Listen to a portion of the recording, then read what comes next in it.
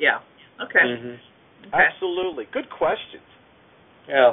Well, we have a good teacher. It causes us to ask good questions. Well, I try to share with you all the stupid things I've done. Well, and the good news is on our little eviction thing that we had, that they moved out, and it's like, okay, we went and spent 20 minutes cleaning up the property and so forth. Well, we were exactly 2 weeks or less than 2 weeks from the day they moved out to the day that we rented it and got a new lease option couple in there, and the lease option fee went from $5,000 to $7,500. So wait, just so I understand, you made $7,500 on an eviction within 2 weeks. 2 weeks after. Yeah. Yeah. That is so brilliant. That's a high five. That is brilliant. Good for you guys. Isn't it fun to make money? Yeah. Well, we got to tell you kind of a funny story. I mean, it's about, we talk about solving people's problems, and these people called. They were, he had taken a job in Olympia, which is our state capital. They are from New Mexico, Albuquerque. And he called me. Is that part of the U.S. yet? I think it's, I think there's still what do they call it? Can't think, anyway, yeah. Territory. Sorry. My brain, territory, that's what I'm trying to say, yeah. There's a magazine out or something that says one of our states is missing. Oh. Yeah. Which one? New Mexico. Oh. Yeah. But anyway, so he called me and he says, I'm really interested in your lease option property, yada, yada, yada. And, I did kind of my usual thing and, qualified them and, found out how much cash they had and everything. And I said, so when are you needing to move? And he goes, as soon as possible. And I said, well, could you be a little more specific? Sometimes that's, next week. Sometimes that's, in 2 months. God, if I had a bad effect on you. Yeah. And he said, well, I'm in Yakima right now, and I'm heading over the pass. And I said, so you mean, he said, I've got a U-Haul trailer. And I was like, so you mean right away. And this was your guy? Yeah. So it was kind of funny because we were going to meet them at the house, and even though they'd said that, so they had said they wanted the house before they really even saw it. Yeah, they saw the video and they just fell in love with it. Because otherwise they were going to be living in an apartment, and they've owned houses for 25 years, and she was freaking out about that.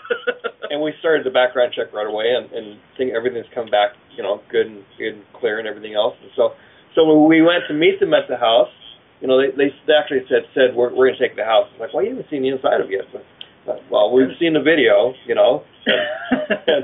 There you go. How important are those videos in marketing for the right situation? Yeah, exactly. Yeah. You're putting all the things in motion that need to be in motion. You're doing the marketing. You're showing people what it looks like, and you're actually doing deals sight unseen. Yeah, exactly. That's actually how two of these last two deals kind of have been.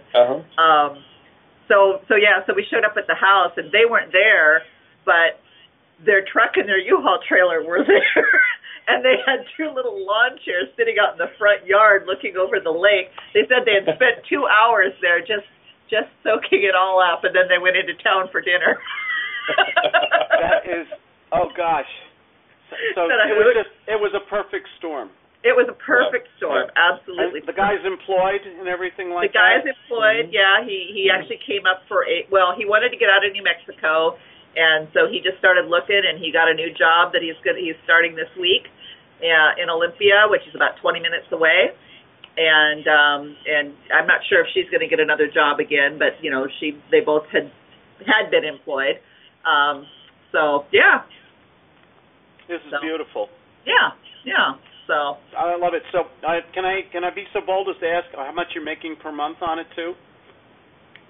On that house, we're making $500 cash flow, and and then when we actually we actually have a 5-year lease option on this property, and we actually wait a second, it's not even your property? I know. How do you sleep at night? How can you stand I knew that was coming. can you make money on someone else's property? We solved a problem for someone. and you're smart enough to understand people's needs, greets, the marketing. Yeah. You're facilitating rebrokering other people's properties under a contract. This is essentially what the lease purchase business should be.